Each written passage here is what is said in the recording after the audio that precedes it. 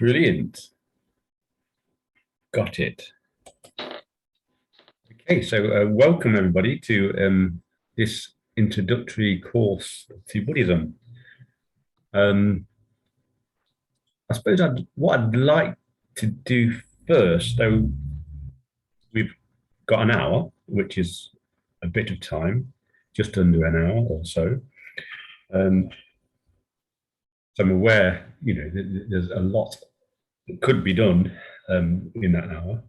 But it would be nice to just hear quickly from each one of you. I know there's a lot, well, there's probably 7 or 8 people. Just quickly say your name and how much do you know about Buddhism? I mean, how do you quantify that? I don't know, but have you been coming along for a year? Have you been to an intro course, or is it completely new to you? And that would be helpful, I think. So, and when you've said your piece, just pick somebody else. That would be great. If you don't want to go, if you don't want to say anything, that's okay too. You don't have to say anything. You might just pass. That's okay too. So, is that okay? Is everybody happy with that? Heads are nodding. So I'll start off by choosing Jay.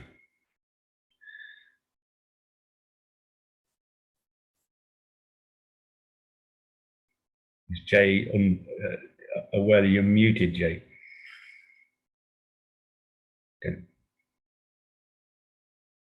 Okay, I don't think she's heard me. Can other people hear me? Yes. Okay, so start off with you, Helen. I think Jay may be frozen. Oh, hi. I just wanted to say, I think I've come to the wrong meeting because I've been doing Buddhism, doing it for 10 years or more now. Oh my goodness. You're still what? I'm still learning. But so I will love you and leave you. Good luck anyway. Thank you, Helen. Bye-bye. Bye-bye. Choose somebody before you go. Too late. What about you, Mandy?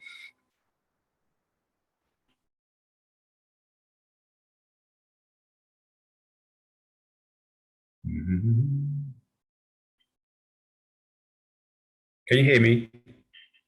Yes, but you probably can't hear me. I can hear you.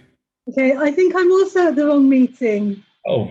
I'm also going to love you and leave you. Thank you. I don't always have this effect on people, I don't think. Okay, so we've got Kathy. Oh yeah, I hate to tell you this, but I think I'm at the wrong meeting as well. So what meeting was you expecting to be in? Well, I wasn't. I just thought I'd listen. I've been around Buddhism for probably the last 5 years, but I like listening to reviews sometimes to see whether I've got it balanced or not. Okay. Okie dokie. And is Jay gone? Is she still with us? Looks like she's gone. Her connection might have just gone out. Yeah, I think she was frozen for a while. Okay. And Karuna, sorry, I've got an idea that you may be quite experienced in Buddhism.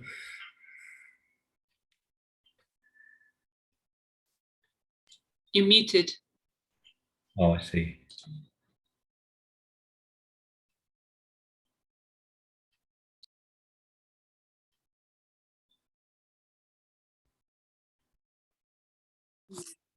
That's better. Yeah, no, I'm Karuna Shuri, and yes, I'm an order member. I thought so. Thank you, Karuna Shuri. I think that says it all, really. So brilliant. Thank you. Jay's trying to get back in. Aha. Let's see if we can get something out of Jay.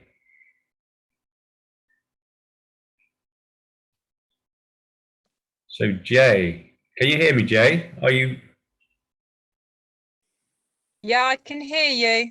Brilliant. We're just going around saying how much experience we've got of Buddhism. Well, I think you've been around for about 3 or 4 years at the very least. That's my guess. Probably longer. Yeah, longer than that. I've Never done anything formal. I've just been involved with Buddhafield for probably, I don't know, 7 or 8 years, something like that. Ruth will probably know. So I've absorbed it by osmosis, really. Yeah. And yeah, the longer I'm involved, the more I love it, and the more I want to get involved. So yeah. Brilliant. Okay. Yeah. So it's quite an experienced bunch of us, really. So what I thought I would do would be I'm going to take an element, each element at a time, to follow the theme, to follow the thread of the retreat. And as I complete each element, that will prompt me to what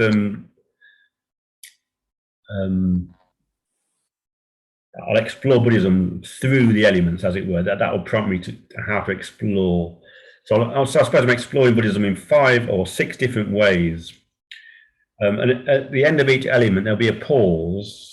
And then if people want to make a comment or ask any questions, that'll be the time to do it. We won't need breakout rooms, I predict. So we'll be fine as we are, I think. Is that okay? Any thoughts before I begin? Everyone happy? Good. I will take silence as happiness. Okie dokie. So the first thing I would say as a preface to my journey through the elements is the spiritual path, or the Dharma, the path of the Dharma, which we follow, begins with insight, and I think that's an interesting truth, really. That vision comes at the beginning. So, as you may well be aware, the Eightfold Path is often described in our movement as vision and transformation. So the vision happens first. So you have to have a glimpse of something before we're prompted to go on that journey, and the journey transforms us in line with that glimpse. So that glimpse is of something, I would say, for me, how much more potential and possibility there is in our experience than we ordinarily perhaps believe or realize. That's a glimpse of the greater possibility, I think, which comes at the beginning. And Siddhartha Gautama, who became the Buddha, of course, his journey to enlightenment began with a kind of spiritual crises, which came from coming into contact with old age, sickness, and death. So these are commonly called the 4 sights. I'm sure you're all familiar with them, the 4 sights. So in a way, they denote a kind of spiritual crisis for the young Siddhartha Gautama. Apparently, he was 16 at the time, if I've remembered that correctly. And the 4th sight was the vision, because there was somebody wandering along in a robe and bowl, which was a kind of epiphany. It was sort of symbolized something of great potential and possibility as a response to the first 3 sights, which were the problem, greed, hatred, greed, hatred, and delusion for sure, but suffering, sickness, old age, and death. And the response was this 4th sight, and that's the vision, really. So this, once we've had a vision, then off we go, hopefully, on this journey. So that's essentially the spiritual life, the Dharma life, is the journey prompted by that vision of our greater potential, the greater potential inherent in the universe. So can everybody hear me okay? Yeah, brilliant. So I'm going to start this journey with the earth element. So the earth element, this is just basically associations that I have with what is Buddhism with regard to the earth element. So the earth element, when I think of the earth element, I think of support for the practice.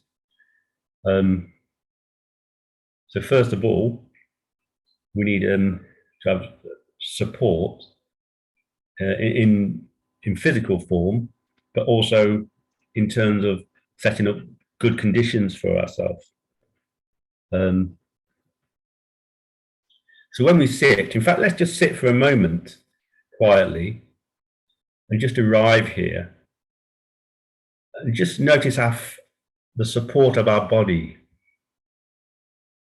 the earth element, the support of our body. So our body is, it occupies the center of this experience if we allow it to. So just notice our bodily existence, the weight of our body, something about how it feels, the solidity of it, resistance that our body has to other objects. So this is our immediate support, this earth element in our direct experience of our body. Just sitting for a moment and just noticing our posture, whether it's upright or whether we're leaning one way or another. Just noticing the weight of our body, the shape of our body.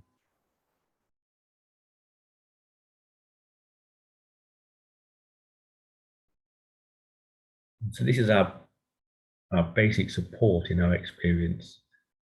This bodily truth that we are at the center of our experience.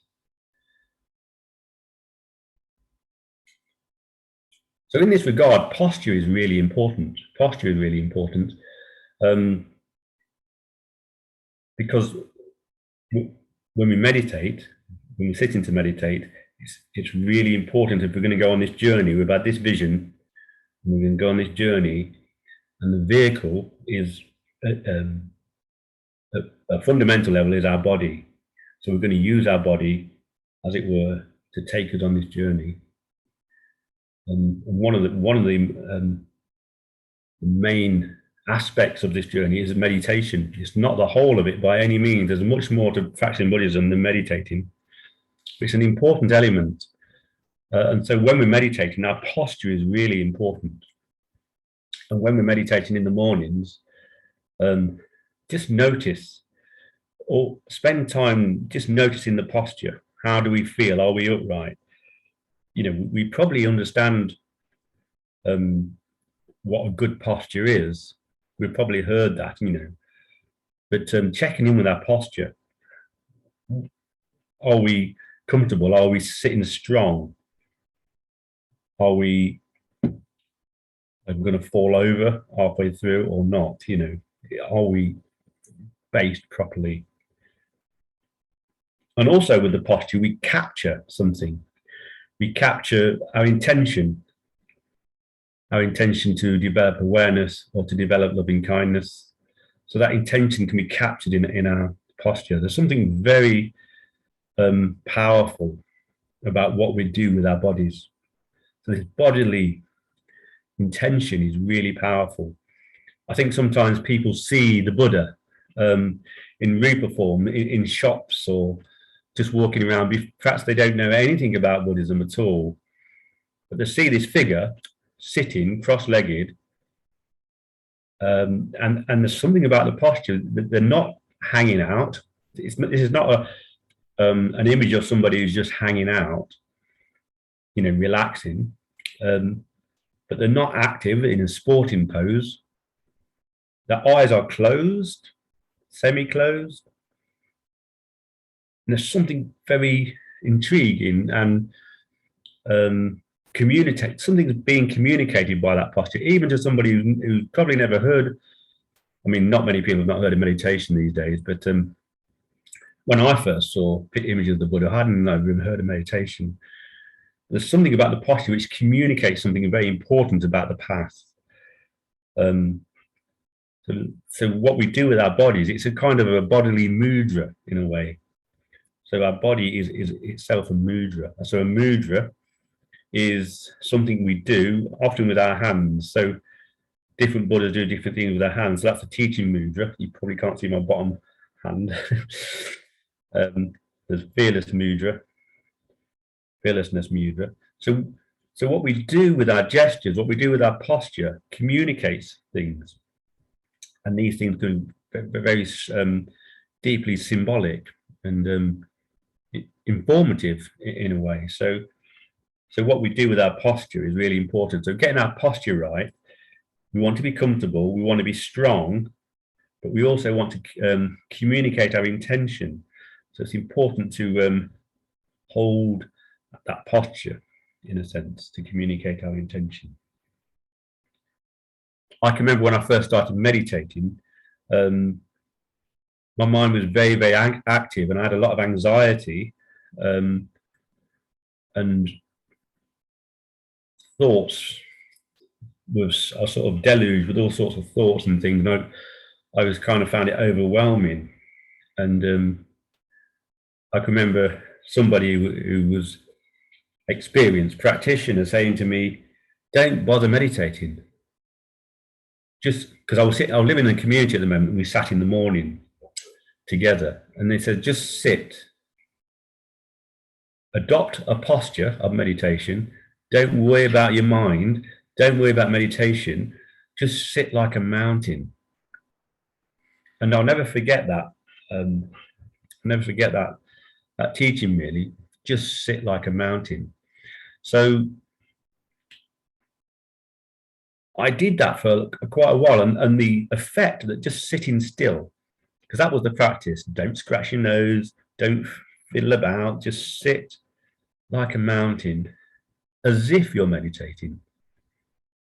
And that permission not to meditate was really helpful to me, but the body was doing so much integrating work just by adopting a posture and holding a posture, holding a form. It's a bit like a yoga, holding a form for a period of time. So I would say the earth element for me in the practice is setting up good conditions, looking after the body, getting a good posture and working with a good posture. And this allows things to settle. Because the Dharma life is about letting things settle, letting things calm down. So this is the samatha practice. We have two main practices in meditation. Many practices, but they kind of fall into two categories, roughly speaking, and that's samatha and vipassana. So the samatha practice is calming everything down, bringing everything together, integrating everything.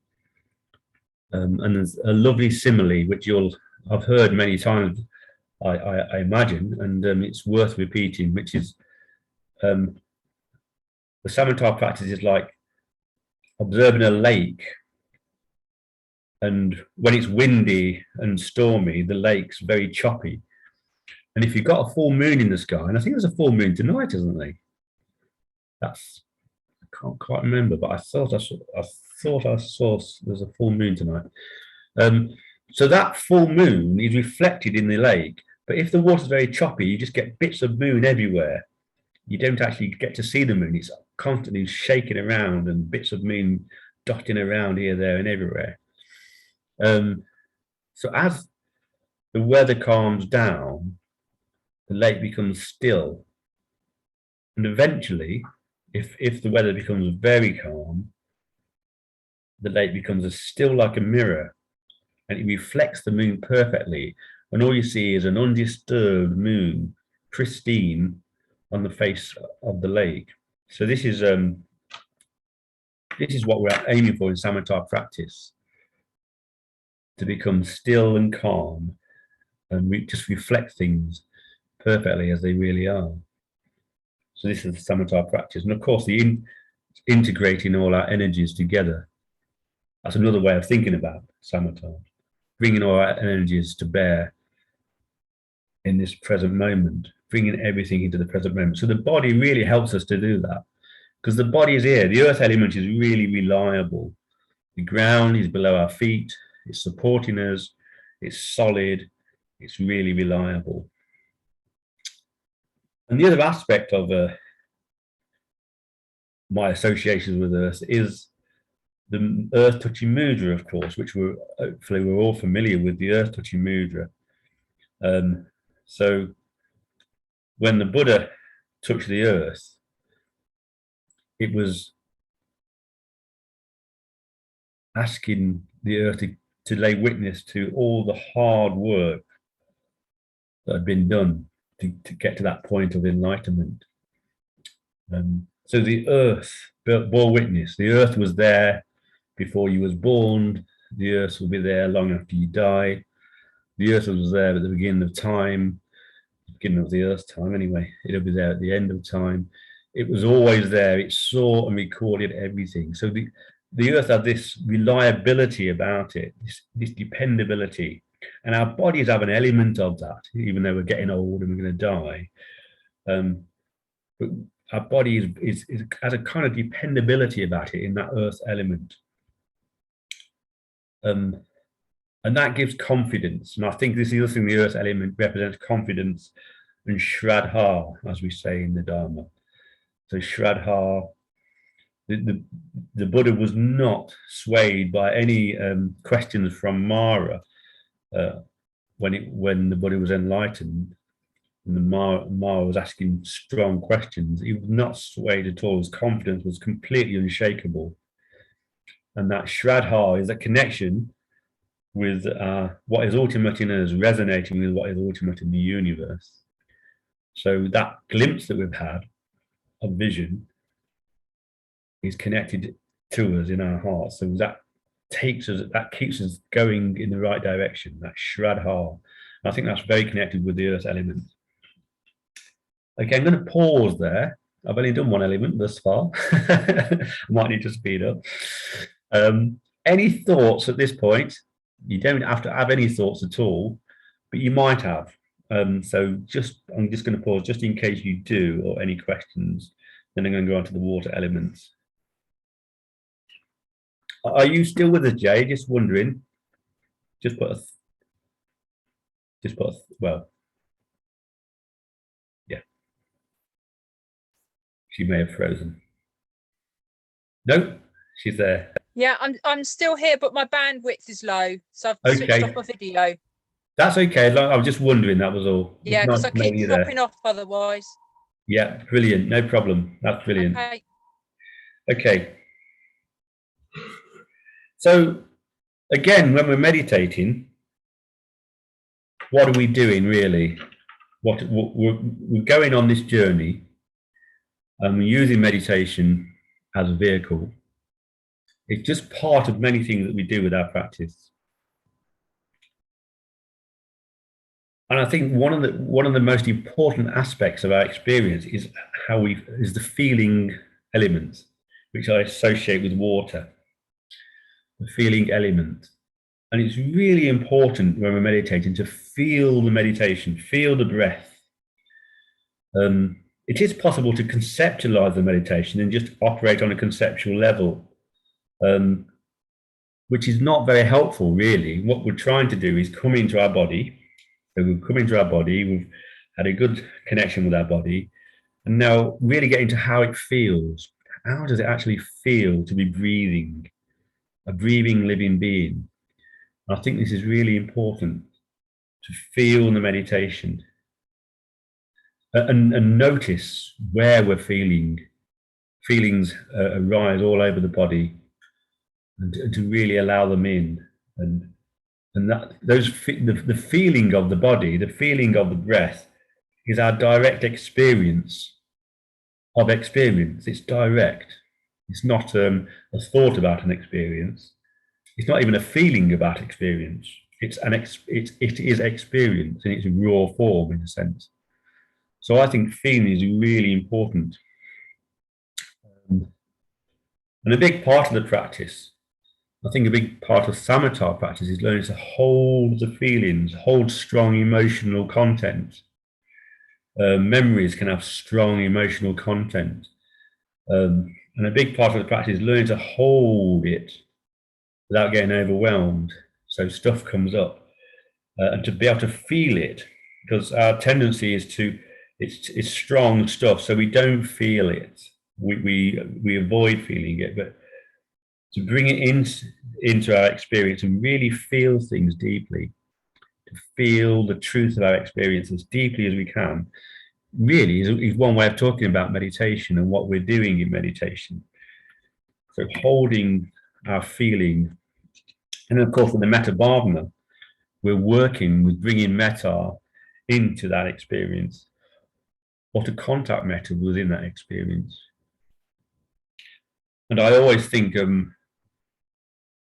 big part of that is taking an interest. I think that's where metta often begins, actually. It is possible to meditate without taking any interest. I mean, I've noticed that I can go through the emotions, you know, I can get up, do my thing on autopilot if I'm not careful. So I've gone through the motions, my body was there, so that's one thing. But the taking an interest does something else. What is actually happening? And no matter what it is that's happening, it can be interesting. I mean, the hindrances can be endlessly interesting. And once we take an interest in them, of course, in many ways, it disarms our resistance and our hindrances and the kleshas. So this taking an interest is really important. So I think this is working with the feeling, being in the feel of our experience, allowing emotions up and holding it, and then opening up the heart to release the metta and to take a real interest and warmth in what's happening. And that kind of makes it all possible, really. So the development of awareness and the opening the heart and develop of loving kindness, I think, are very, very much connected. So locating the feeling, noticing it, its quality, holding it, and then taking an interest in it. So even if we're not doing the metta bhavana, the metta is going to be present. And hopefully, when we're going about our business, we can be doing the metta bhavana as well. I think it's really important to do this practice as we're going about our business. I really find it helpful to ask myself, what stage of the metta bhavana am I in now? As I'm walking around town, as I'm going into estate agents and talking to people, as I've been doing this week, just chatting to people, you know, is this the neutral stage? Am I having a difficult communication with somebody, or is somebody, have I experienced somebody as being rude to me? You know, what stage of the metta bhavana am I in? How am I going to respond? And again, taking an interest. You know, if I'm annoyed, that's interesting. You know, if I've been triggered by something, that's interesting. So taking an interest is always, I think, a good way in to metta. And for me, the water element is all about working with this stuff, these feelings, holding the feelings, taking an interest, developing loving kindness.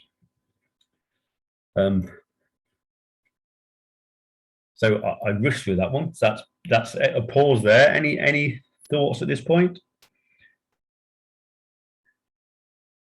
Okay. So What aspect of water makes you connect it with that?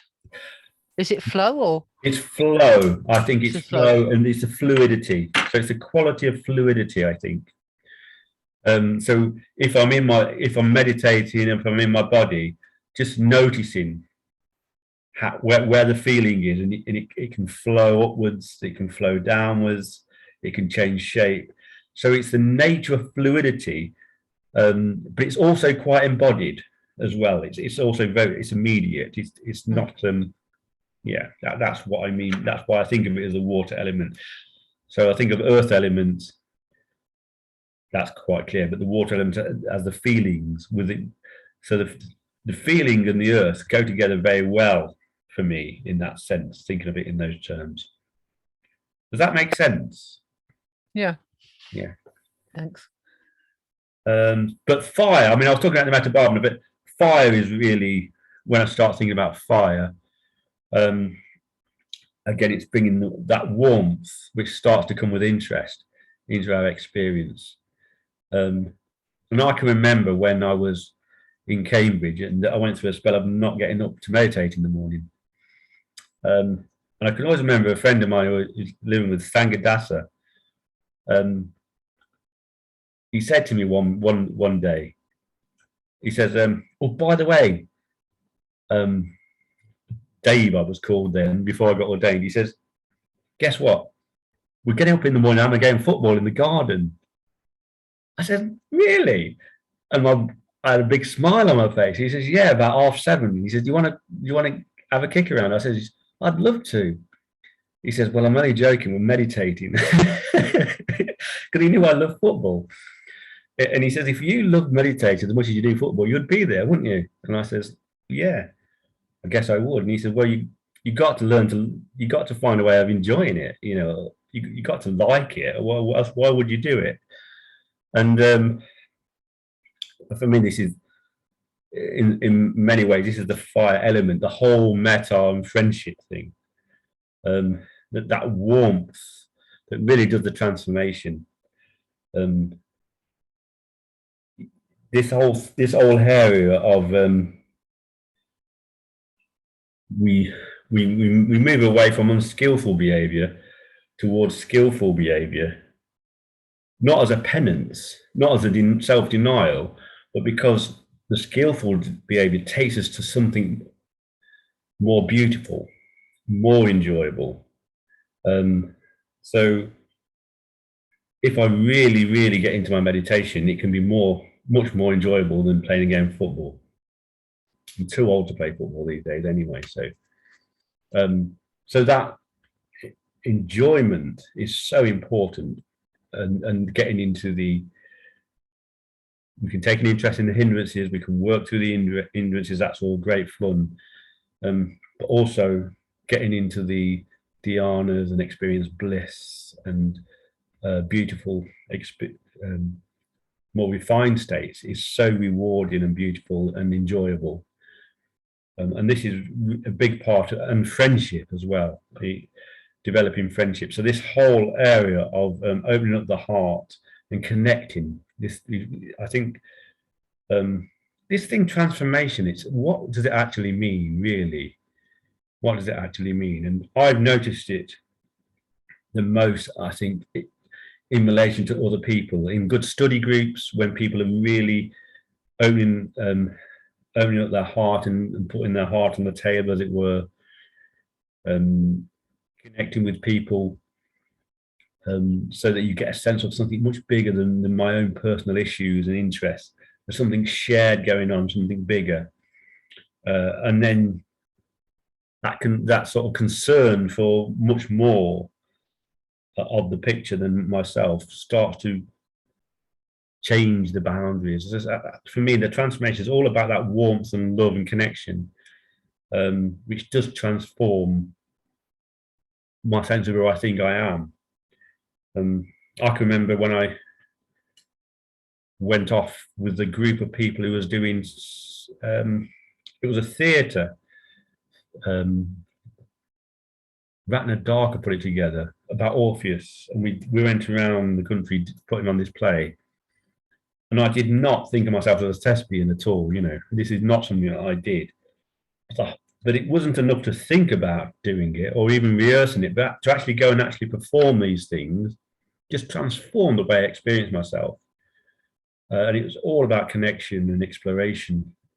So for me, the fire element is this learning to enthuse and enjoy the process. Even if, I like the metaphor of climbing a mountain, for example, which can be physically demanding and difficult and very dangerous. But even those things can be enjoyable and certainly transformative. So it's learning to enjoy the that edge, the edge of our practice, I think, where the transformation really is happening. I think that for me, that's the fire element. That's the fire element. Beginner's mind. I think there's a connection with beginner's mind, because what is beginner's mind? We talk about beginner's mind as the ability to see things for the first time. So if we've done something many times before, there's a sense that it can become stale, and we know all the angles, we know how it all works, and it's kind of dead to some extent. But if we've never done something before, we're kind of excited and open and learning. There's a whole different experience to doing something for the first time. And I think in a way, the beginner's mind is more real, because every moment, so we're told, is completely unique and new. So you may have heard the Dharma before, many times. You've never been in this forum with these people listening to me say this before, you know. So this moment is completely new, and it's that I think understanding that really brings a sense of the beginner's mind and how exciting this present moment could really be. It's full of possibility. So the possibilities increase the more we understand and are in touch with that. And again, I think that's the fire element, that whole process of seeing things for the first time. I mean, children are endlessly curious about everything, aren't they? When you see them, see, why is that? Why is that? What's? Look at that! What's going on? You know, everything's exciting and vibrant. And then as we get once we get sort of in the habit of seeing things habitually, then we're not really seeing things at all. We're just remembering how things are, and we know all the score and all the angles, and life can become reified if we're not careful, just like a dead blob of experience. So that's what we're working against. We don't want that to happen. We want to stay fresh and beginner's mind, which I think is the fire element. You know, when the fire's burning, everything's changing all the time. I don't know if you've ever tried to maintain a fire. I mean, people who hang around Buddhafield have probably done that many times. But a fire, it's not like you stack all the wood together, get it burning, and then you just leave it and that's it done. You've got to maintain it all the time. You've got to be working with it all the time. If something's just crackled, I don't know if that's important. So that's the nature, in a way, of beginner's mind. It's paradoxically, we have to maintain the beginner's mind, and it's keeping that fire burning of not knowing. That's the beginner's mind. We don't actually know what this moment really is and what's really going on here. That's the exciting thing. But we think we know what's happening. We think we know how it all works. So we kind of switch off if we're not careful. So that's the fire element. Have I got anything else written down here? Inspiration, of course, inspired activity. So when the fire is burning, life is so exciting when we're inspired, and we're using, as it were, we're using our experience to explore experience. It becomes exciting. So that's inspired engagement with life. Okay, so that's the fire element. Anything to say on that before I move on?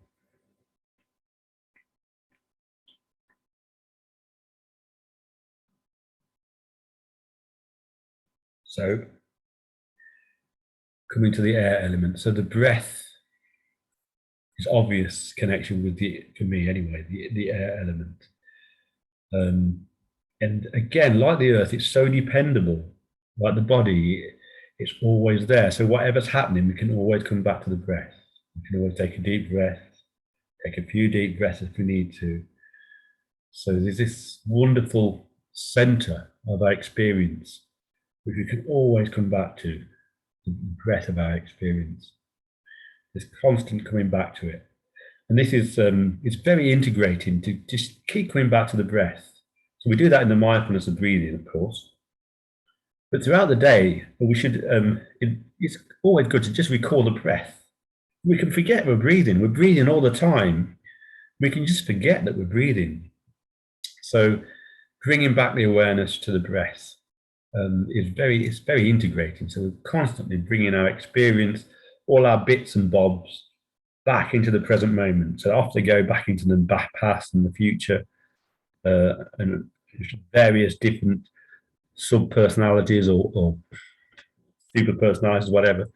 And then we can use the breath to bring everything back into the present moment. It's very integrating.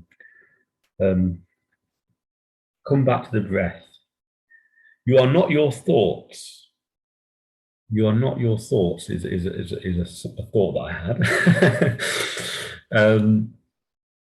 I associate thinking with the air element. So it's good to be able to conceptualize. It's good to be able to reflect on the Dharma. I was once told, reflecting on the Dharma is the second best thing you can do. The person that said that believed that the first best thing to do was to meditate. But the second best thing you can do is reflect on the Dharma. I don't know if that's true, but it was certainly good to be reminded of how important reflection is on the Dharma. So using the thoughts to turn over the Dharma is a very, very healthy thing to be doing, isn't it? And it promotes that enjoyment and again integrating our mind. But we're not our thoughts, and this is really important with the mindfulness of breathing, coming back to our breath. Allow the thoughts.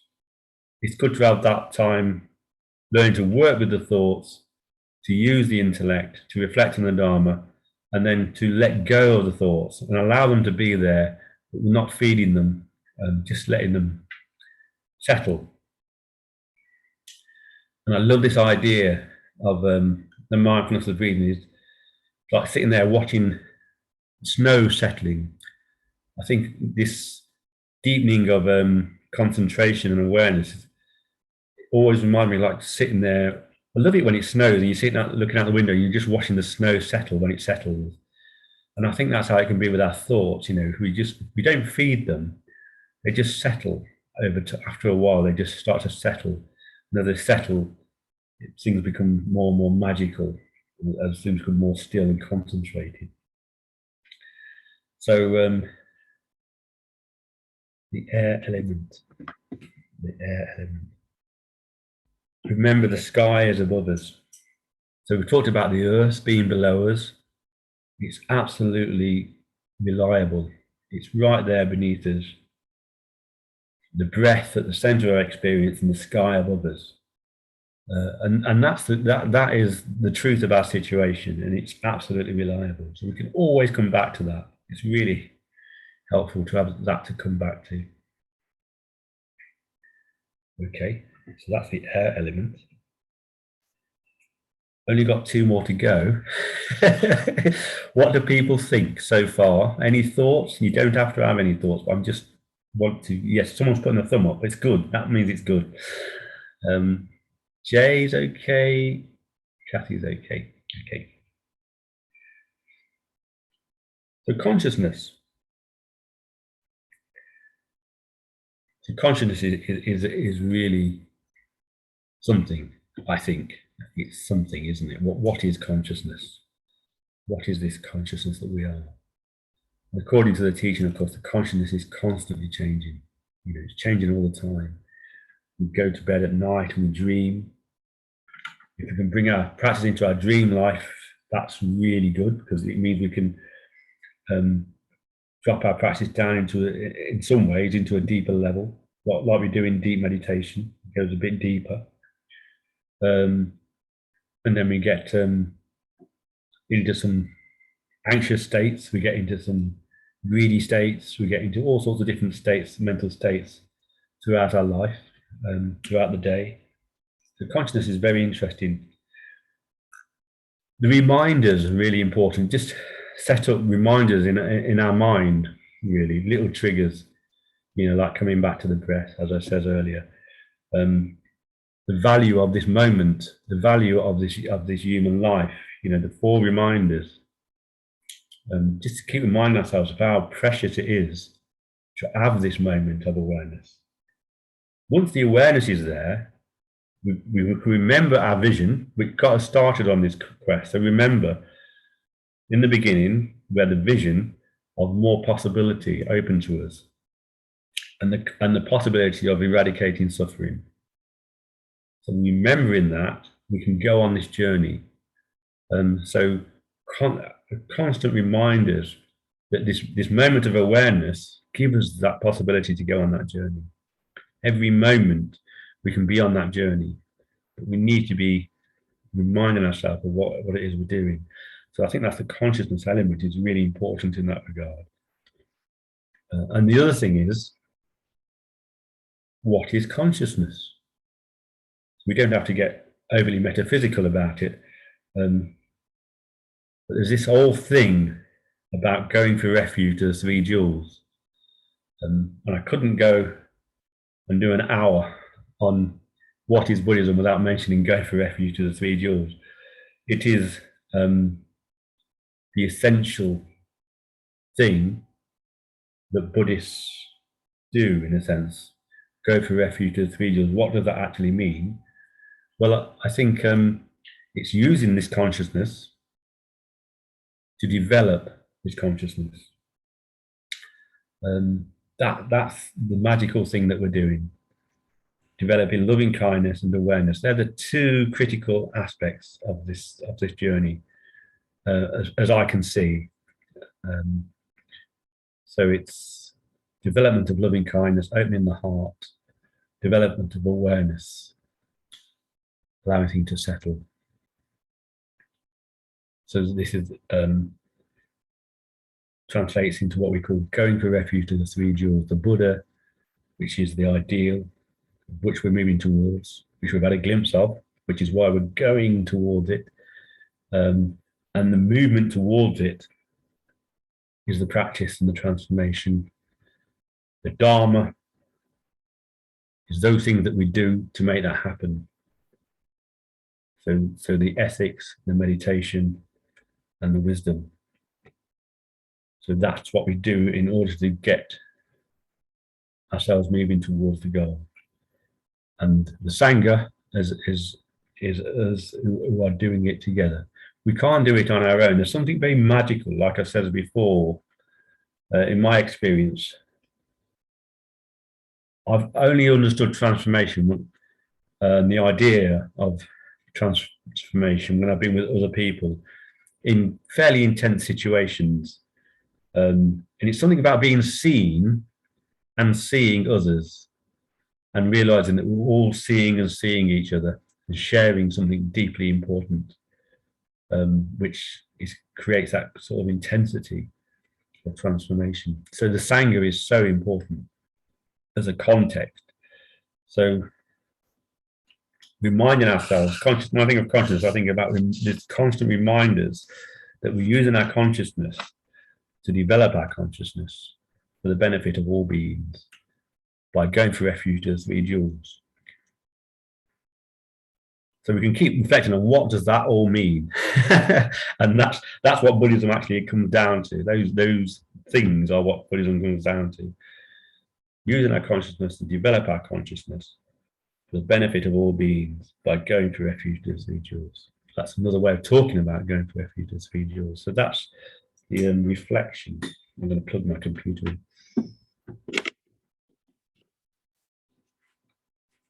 And I've got space. So before I get into space, just a quick pause. Anything anybody wants to say at this point? Any questions? Okie dokie. So I'm going to say something about space. Now, space is very, very important to me, because when I think of space, I always think about the gap between what we feel and what we do next.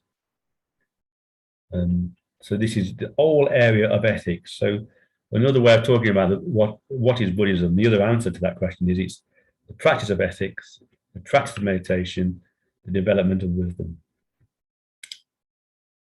So we can't practice ethics unless we've got that space between what we feel and what we do next. This is really important. It's like holding the emotion, the strong emotion. So when we're in a strong mental state or a particular mental state, we find ourselves getting pulled towards something, feel the pull, but not go. So there's a gap that arises between what we feel and what we do next. And that gap opens up a whole world in which it's like the theatre in which the old spiritual drama takes place. That gap between what we feel and what we do next. That space is where it all happens. There's something very magical about that space. When we're meditating, we're trying to cultivate that space. If we can cultivate that space when we're out and about in our world, even when things are getting a bit difficult or intense, or even when things are really getting sort of intense and fraught, as it were, we can still have that gap, so that if something difficult is happening, we can, rather than just responding habitually, we respond with a pause between what we feel and what we do next. So that really important, that I have a moment to not just react, but to be able to respond. Once that moment is there, once that space is there, then I can then respond as best as I can with loving kindness. That's the practice. That's the practice that I fail many times a day. I also succeed many times a day, but that is the practice. So something happens, before I react, I notice that it's happened, and I'll try to bring a response with loving kindness, and try to retrain myself in that way to become more bodhisattva-like. So that space, when I think of space element, we can think of space in all sorts of ways, but I always think about that space we cultivate where anything can happen. It's a magical space because anything can happen. We can respond. Once that awareness has opened up, we can respond in any way we like, so to speak. And it's incredible the things you can get up to. Someone can insult you and you can respond in a really healthy, different way to what they would have expected. Catch them out and bring a smile to their face even. So it's incredible what we can do once we've cultivated that space. So that is my completion of the elements. I've walked through the different elements, and hopefully they prompted me to say enough things to have covered a reasonable response to the question, what is Buddhism? I don't know if I've done that or not, but you guys are experienced enough to tell me what I've missed out, what you think was essential, or you would have liked to have heard something that I didn't say. But yeah, responses please, if you wish. I don't think there's anything I wanted you to say that you haven't said. And it's very interesting, giving some thoughts when you're connecting it to the elements, which I haven't heard before in that way. I've never done that before, so yeah. So thank you for that. It was Thank you very much for your feedback. Yeah. Because I do, think perhaps just talking too much, but I don't know. What did other people think? I enjoyed it. Like, in a way, everybody's understanding of what Buddhism is like really different. So it's always just really interesting to hear what someone's first response is when asked, like, what is Buddhism? Or and especially through that kind of lens of the elements. Like somehow the brief overview of like just linking the elements to like the main things is somehow almost as like, what's the word, like as enriching as like this whole 2-week period of like going really deeply into each element. Do you know what I mean? Like the things that you've mentioned, I'm definitely going to go away and think about a bit more. Yeah. That's a nice thought, actually, that I've kind of created a microcosm of which has been unpacked in a much more mosaic and beautiful way over the weeks. I've kind of condensed it into like a little microcosm of the whole retreat. That's a nice thought, if that's a possibility. How did you find it, Jay? I know you probably can't, you might not be able to have full connection, but is there anything new, Jay, that you heard there, or was it all old news?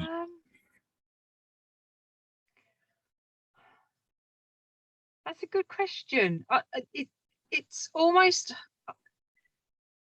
the more I hear about Buddhism, it's not that it's new, it's that I recognize it. It's almost like, oh yeah, this is what I've known all along, but somebody's actually putting it into words now. I really love the idea of linking space, which to me has been a really abstract thing, into that space between something happening and a reaction or a response. So yeah, I kind of wish I'd taken notes, but I haven't. It was lovely. Yeah, really succinct distillation of each element and relating it to Buddhism. It's lovely. Thank you. Yeah, brilliant. Thank you. I'm glad you mentioned note, because what I'm going to do, I shall make a note, and also I'll send you something on the gap or the space between what you feel and what you do next.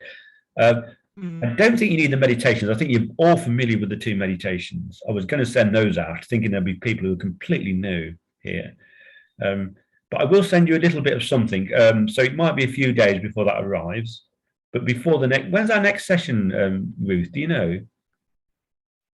Is it next Tuesday? Yeah, I think so. So if it's next Tuesday, then you should have it before then anyway, whether you come back or not. Okay, thank you. Brilliant. So yeah, hopefully come back for more next Tuesday. I'm not quite sure. You'll have to come with beginner's mind, because I'll say it all again. Yeah. No, I won't do exactly the same thing. Yeah. Thank you very much, everybody. Much appreciated. Okay, thank you. Shall we try